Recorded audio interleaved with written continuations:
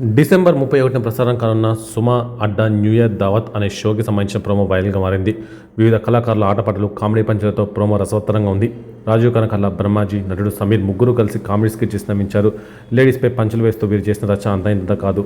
Hyper Aadi, auto Ramprasad, anchor Soumya Rao, Immanuel, Nookaraju, Haryana షోలో సందడి చేశారు. రాజీవ్ కనకాల సుమని ఆట పట్టిస్తూ తమే తాము శివుడు పార్వతితో పోల్చుకున్నారు. సౌమ్యారావు అయితే వచ్చి రాని తెలుగు మాట్లాడుతూ హైపరాదితో కలిసి కామెడీ చేసింది. ఆ తర్వాత రాజీవ్ కనకాల, సుమ ఇద్దరు కలిసి తమ ప్రేమాన్ని ప్రదర్శిస్తూ లక్కీ భాస్కర్ చిత్రంలోని కోపాలచరణి శ్రీమతి గారు అనే పాటకు రొమాంటిక్గా పర్ఫార్మెన్స్ చేశారు. చివర్లో స్టేజ్ మొత్తం ఎమోషనల్గా మారిపోయింది. రాజీవ్ కనకాల, సుమ కలిసి దేవదాస్ కనకాల, లక్ష్మీ కనకాల స్టాచ్యూల్ని ఆవిష్కరించారు. ఎన్ని జన్మల పుణ్యమో నేను వీరి కడుపున పుట్టాను అని రాజీవ్ కనకాల ఎమోషనల్ అయ్యారు.